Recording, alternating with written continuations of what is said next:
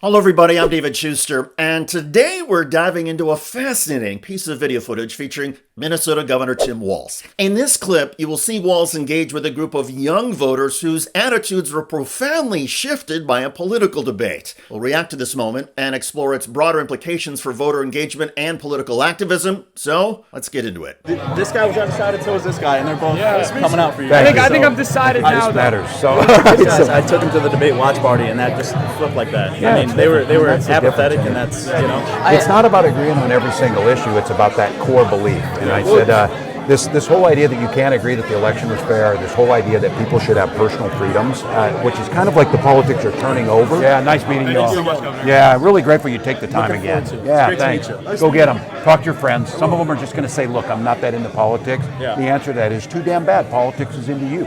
So get engaged, go vote. You can see how Governor Walz connected with these young men. The turning point seemed to come when one of the younger guys spoke about watching Kamala Harris's debate and how that sparked a shift from apathy to action. This is a powerful testament to the influence that debates and public discourse can have on individual voters. Governor Walz's advice to rally friends who say I'm not into politics is striking. His message that politics is into you is not just a catchy phrase, but a crucial reminder. Politics impacts every facet of our lives, whether it's the environment, education, or personal freedoms. Walz's call to action is a reminder that engagement is crucial. This video highlights an important reality. Debates and political discussions can be transformative. They don't just inform. They inspire action. For many people, watching a debate or engaging in a discussion can be a pivotal moment. It's a catalyst that shifts apathy into participation. Political engagement can be critical, especially for younger voters who often feel disconnected from the political process. And it's important that we continue to try to find ways to connect these individuals with the issues that affect their lives. The key is to demonstrate how politics directly impacts daily experiences and future opportunities. Governor Walz's point about politics being into you is a reminder of the intersection between personal freedoms and political decisions. From healthcare to education policies, every decision made by our elected officials has a direct impact on our lives. So when someone says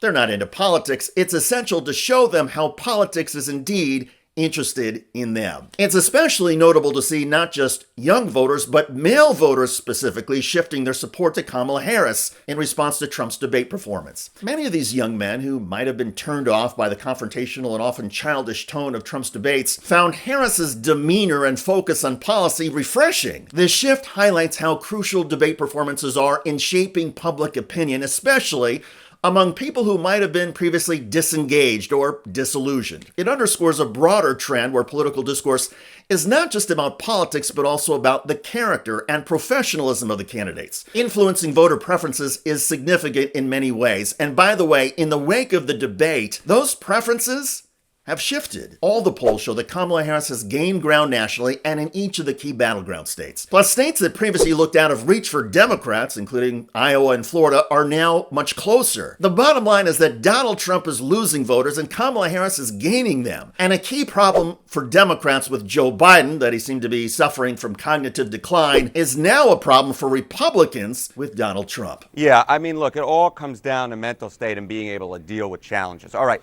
So mental sharp and can deal with challenges. Look at this.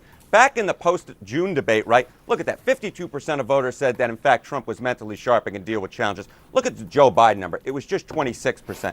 Now, look at the difference here. Look at this. 58% in the post-September debate poll said that Harris was mentally sharp and can deal with challenges. Trump's number actually dropped below 50%, down to just 46, so that 52 to 46. So this was the big change that I think a lot of Democrats are hoping for when they switched out Biden for Harris. It came down to mental sharpness, and the bottom line is the clear majority of voters believe that Kamala Harris is mentally sharp and deal with challenges, and the number for Trump, that declined by 6 points between post-June and post-September. I think that's a very welcome sign for Democrats. So on the top line, maybe not so much movement nationally, But underneath the hood, I think Democrats really have to like what they see. And a growing number of voters are seeing, thanks to the Harris-Trump debate, that Donald Trump is chaotic, not credible, and angry. This was also the dynamic in 2020 when Trump lost to Joe Biden. Biden's happy warrior personality and detailed command of policy issues were stark differences with Trump. Plus, in the midst of a global pandemic, Americans seem to be looking for a calm, steady hand, as opposed to the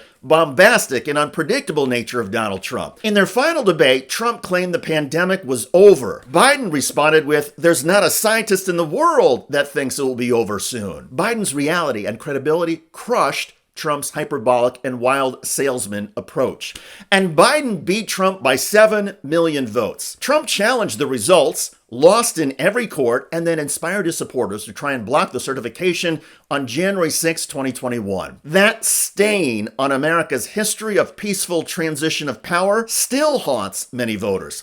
And Trump's ranting about the 2020 election, even in the last debate with Kamala Harris, served as a reminder that Trump is still a wild card when it comes to accepting outcomes or facts he does not like. And to this day, there are a huge number of moderate and independent voters who believe Trump is not mentally equipped to handle the responsibilities of being president. And with Kamala Harris showing in the debate that she is smart, knows the issues, and checks all the boxes of being presidential, Harris is winning, Trump is losing, and even previously disengaged voters are participating in the political process. I think I've decided now. This matters.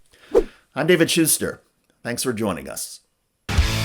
If you enjoyed this video, that's because of our members. They make us independent, they make us strong, and they make us honest. Become a member today by hitting the join button below.